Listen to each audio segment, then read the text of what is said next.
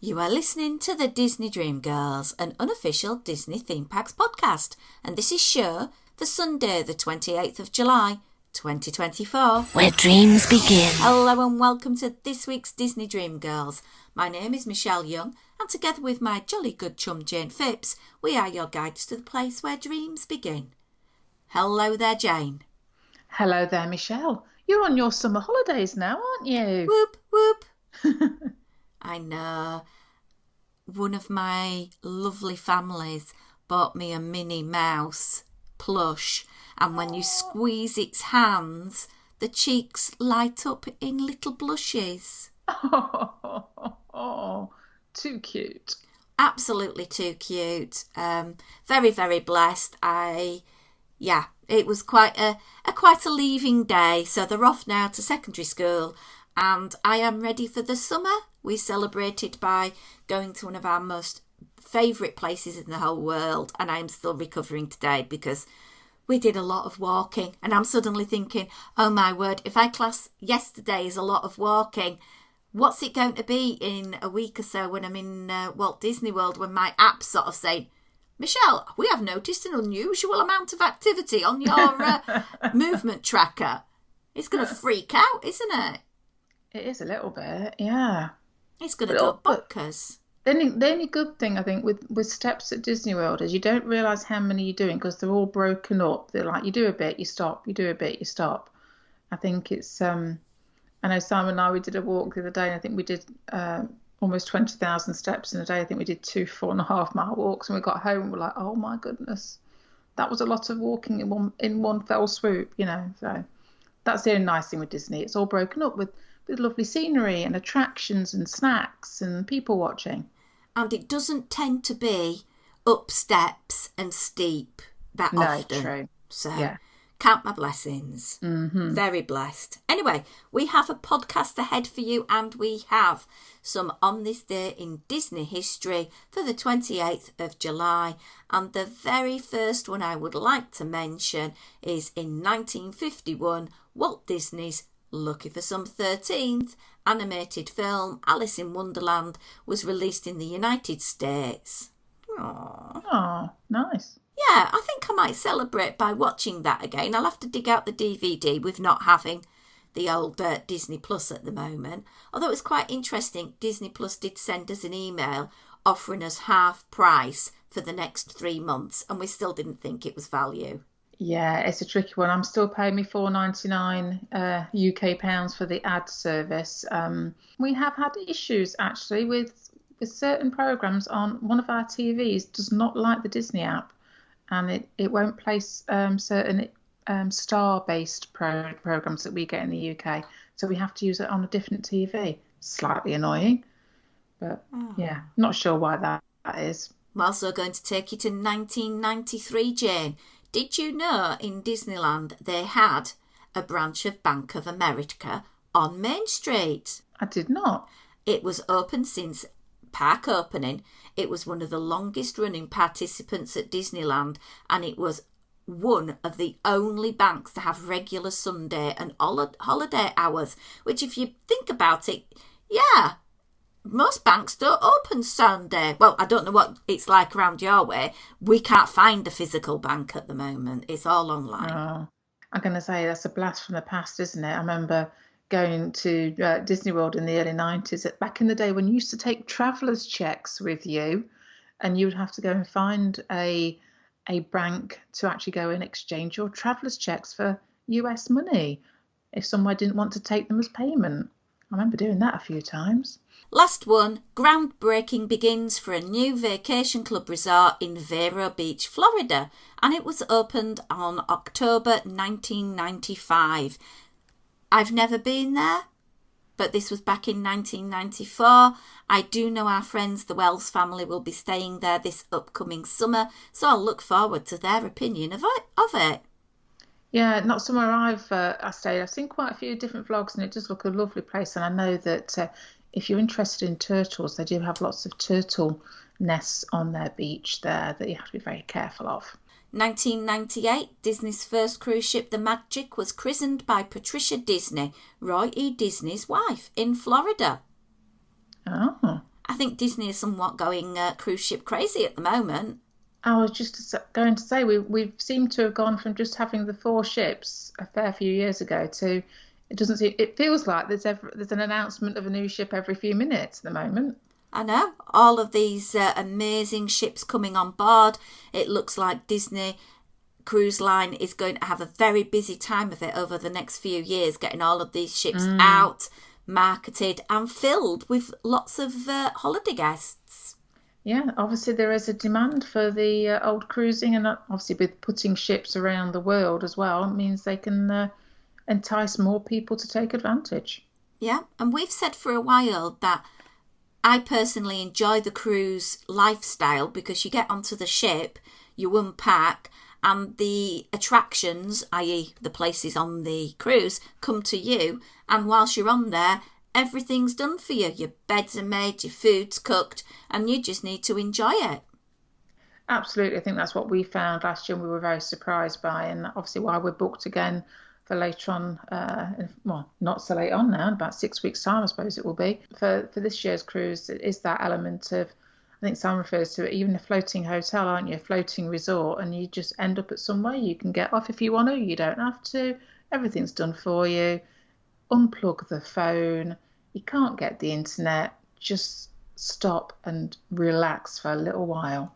And you're still getting that ability to communicate with other people, because especially if you're on a Disney cruise, you're with people you already have something majorly in common with. Oh, absolutely. And I think that's we've always talked about Disney bringing people together, and we all share this one love, and it's great to be able to connect with people. And I know going to Florida, I think we've had some great experiences, especially when people hear our English accent and one thing or another. But we did find on the cruise, when it was a complete mix of nationalities, that everybody is happy to talk and you're seeing the same people, so you're getting those connections built up. And we made a couple of good friends on our cruise last year, and we still chat with them on a regular basis, and we're hoping to meet up with them again soon. So yeah, nice friendships can be made.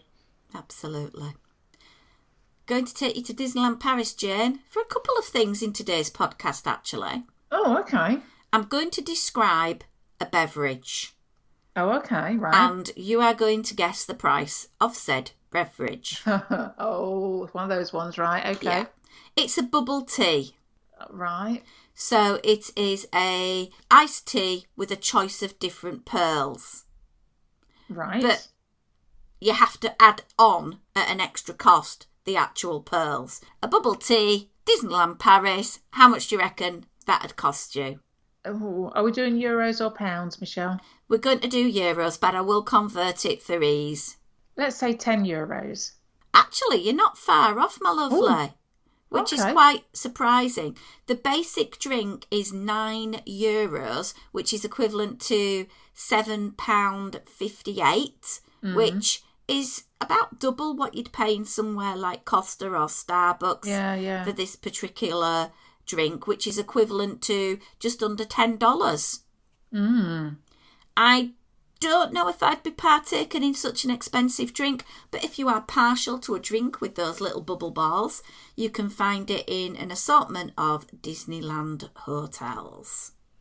Yeah, it's not one of those beverages that have ever enticed me. Bubble and tea, just, I don't know why, it just doesn't sound right.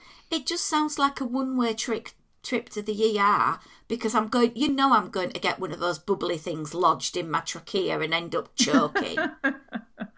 I don't think that's what they're quite designed to do, but yeah, no, I get you. It's like, I just want my drink. I don't want things floating in it. Yeah. Disneyland Paris has also, and in California, got a Deadpool meet and greet. So the Deadpool meet and greet is coming to the Avengers campus, and it is to promote the new film Deadpool and Wolverine, which you were talking about going to go and see over the next couple of days. Yeah, we have tickets booked. Yeah. I think that's quite interesting to put this type of character into a theme park, and I wonder what boundaries the character has been briefed with on his particular behaviour towards guests, because obviously we know how he is in the film. Yeah. I can't imagine he's going to be able to be like that in person. No, I mean, he can be quite a cheeky character, and I have to say, we on one of our most recent cons that we did with our Star Wars costuming group, we actually had a guy going around the con floor as Deadpool, and he was hilarious. He kind of embraced the funny, cheeky side of Deadpool rather than the more risque side of Deadpool. So it can be done. And he'd actually embodied the character and the physicality that Ryan Reynolds brings to that character really well. So providing they can do that, but yeah, I must admit when I saw it, I thought, oh, it's an R-rated film. Is that the right thing to be doing? But then again, everything at the moment is pointing to it being a good hit. We saw quite a few recent out of the cinema YouTube vlogs, and people were saying, yeah, it ticks all the right boxes. I know pre-sales are done pretty well, so it's looking like it's going to make a lot of money for Disney. Consequently, that's probably why they're putting the character in the park, if only for a short period of time. But yeah, they're going to have to be a bit canny with the humour that's evoked. Yeah. Our British Film Classification Board in the UK has said the film is rated a 15. So suitable for people 15 or over. And there's a very interesting little sound bite here. Expect non-stop graphic bloody violence, strong language, suggestive references and dark humour.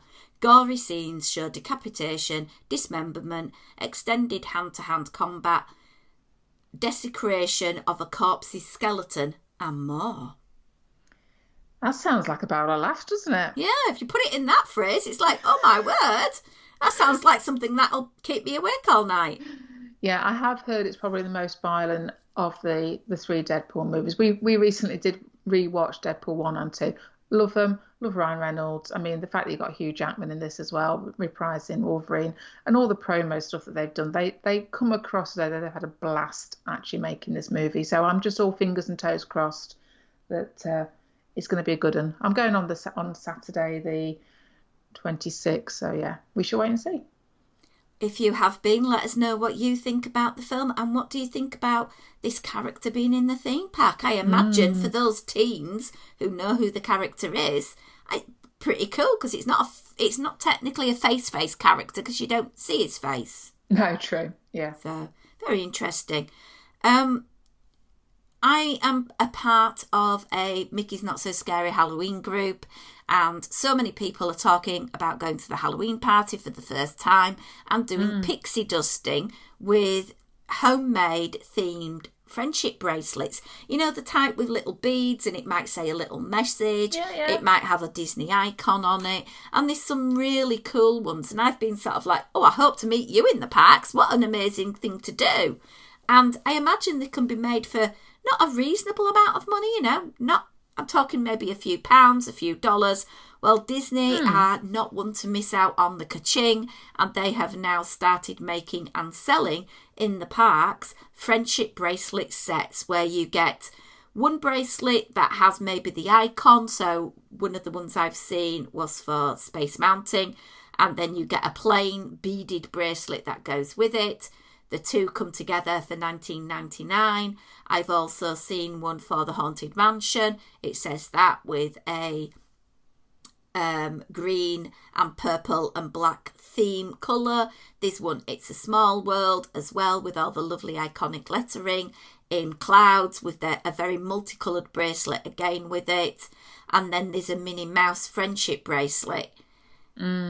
I just think $20 is quite a lot of money when you can bear in mind similar ones that are probably look slightly better quality can be bought from Bauble Bar at a bit cheaper price.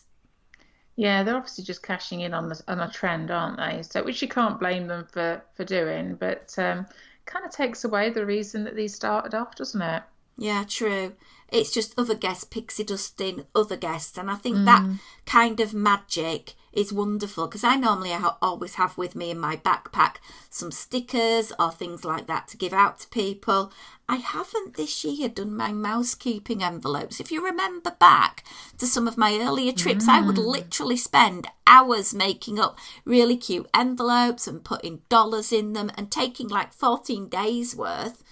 But as it's now every other day mousekeeping in our value resort, it's like, oh, I'll still do them, I'll still leave the money, but I'm not going to make up the envelopes.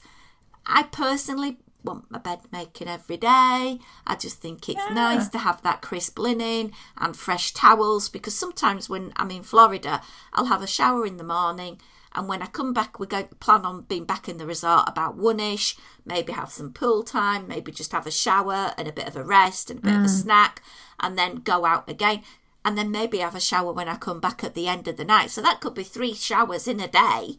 I'm not going to use the same towel every time. I could probably use it twice.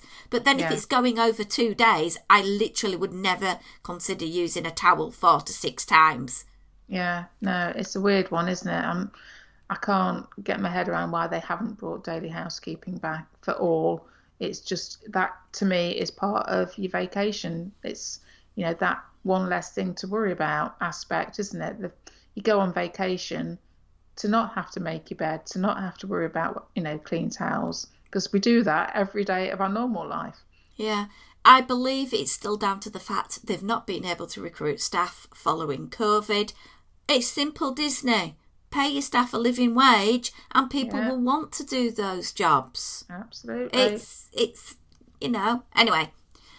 Talking about employment at Disney, Disneyland employees have reached a tentative deal on a new contract with the company, and this is still tentative, but hopefully they will be able to make the magic happen so that the cast members can have a living wage. It does really stick in the craw a little bit that these people are our frontline access people to the company. They make the magic, they make it so special, and they have to make decisions like, do I pay my bills or do I feed the family tonight? I don't really want them to be faced with that dilemma. So it's good news. I just hope everything gets smoothed out really quickly and they get everything that they were hoping for. Yeah. Next thing on the post I have, as of recording today on the 24th, the Lightning Lane Multipass and Single-Use System was launched. And it's been quite interesting watching the people that have just literally gone into the parks to try this out because they're a vlogger or blogger and they wanted to trial it. I have also spoken to people who are actually right now in the parks. Hello, Linda Walker. And she's basically said to me, look, Michelle, there's been no need to buy this system. The parks are not at their peak, what you'd normally expect at this time of year. She said some attractions we've waited maybe 30 minutes for and got on without a major to-do. Some of the attractions have got wait times that are probably a little bit over generous on the display. And when we've walked through the queue, they aren't exactly that. So maybe, I don't know, are Disney inflating them to have that FOMO effect of people thinking, oh, I'm not waiting 55 minutes. I'll just pay the money to go and pay for this. No. If we all stick together and say we're not going to pay for this service, then the service won't be successful. And everybody gets into one line and one line can flow through. Yeah, I'm in agreement with you, Michelle. I mean, I probably watched some of the same vlogs that you've watched as well, and it was very much like, I appreciate these vloggers that, it's kind of their responsibility in some respects to test these systems out so we can see what's what. But watching them walking on lines and going, well, yeah, you've skipped the front, which is great, but actually that line that you're walking past, I have no problem waiting in. Because that's a 20-minute wait, or they're posted, like you said, the 55, but that ain't a 55-minute wait. You just know from where the queue is that it's not going to be that wait. So I think it is this thing of, I wouldn't be jumping in with both feet buying passes for what would appear to be a relatively quiet time at the moment. I know from the past quarter's Disney earnings call, it was said that they expected this summer to be a quiet summer as far as footfall goes. It would appear from everything that I see online, the vlogs that I do watch, that is being echoed out. But it's a bit scary when you look at some of the video footage and you're thinking, there's nobody there. That's not just a dip in footfall. That's empty for what you'd expect to see for this time of year, which is a little bit concerning. I suppose we can't really comment much about this system as yet because yesterday you bought it for the day. Yeah. I think the real test is going to be when people are able to buy it and utilise it for 7 days in advance to see what availability is going to be like then. Because I know for us in the UK, we can buy it once we hit the US shores. However, for anyone in the USA and they've got a Disney reservation in a Disney resort, they can buy it up to 7 days in advance and for up to 14 days. And that's going to hit the availability for those people who are like annual pass holders without a resort booking, and they can book 3 days in advance. What's the availability going to be like? We'll see what happens on that. That's what I must admit, I was watching a vlog this morning and Sam and I were talking about it, and we both said exactly the same thing. It's great that these people are testing it out on launch day. I want to now see those same people testing it out in 3 or 7 days' time.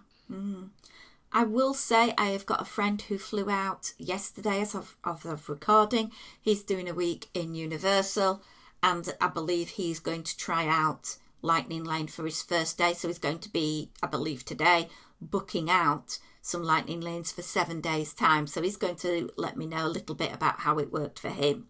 Anyway. Interesting. Talking about money, as we do as Disney fans, because we know everything is going up. I thought of a few things that might save you time, money, or just bring a little bit of a smile to your face. And Disney's Halloween Magic Band for Magic Band Plus has just hit the Disney Store.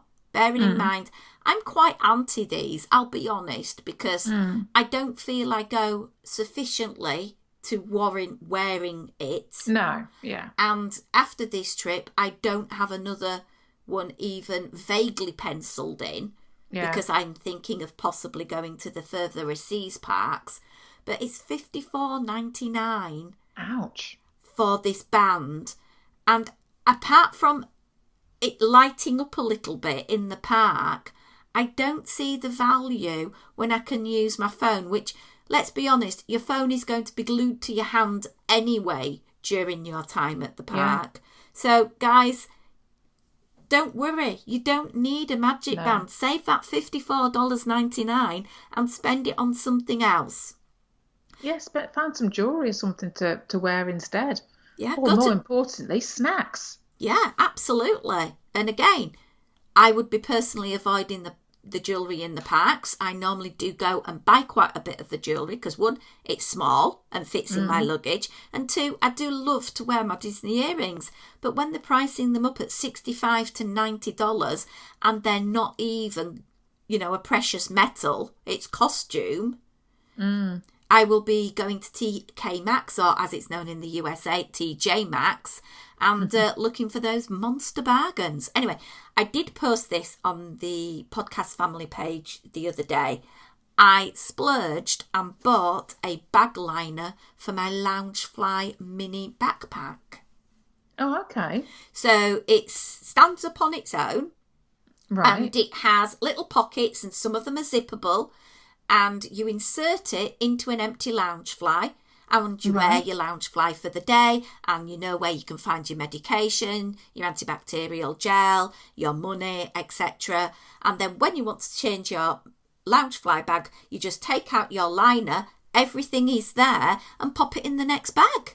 How amazing is that for people who particularly like to use a number of Loungeflies? Because, one of the things I do before I go to bed when I'm in a Disney resort is pack everything for the next day, get my clothes out so I'm ready to go as part of my wind down sort of procedure. Well, this way it's going to save me time because I just move it, and there's nothing worse being in a park and you need medication or you need your antibac gel and you can't find it. So I'm quite happy and excited about this. The link's on our family page. It cost me £9. It fits perfectly. Admittedly, I'm not a fan of the pattern that was available for the small bag, but nobody sees that because it's the liner. Yeah, I'm going to say that's not the important thing, is it? It's just a nice plain one would do. But yeah, I must admit I'm reluctant to change handbags or any bags purely because of that element of like just the faff of doing it and forgetting to put something in or moving something over or whatever. So that's like a really good idea. I'll see how it goes anyway this time in the park. Another top tip for me at the moment, I'm going to be looking for my suitable sized water bottle to take with me, and I'm looking into one of those that collapse as it gets smaller and smaller, because I can then pop it away in the old said Loungefly. And I thought about it, well, actually, if I'm drinking from it every day and I'm in a hotel room, I'm not going to get that really good clean. How am I going to manage it? Because it's a water bottle, and I came up with a solution, Jane. A baby bottle brush.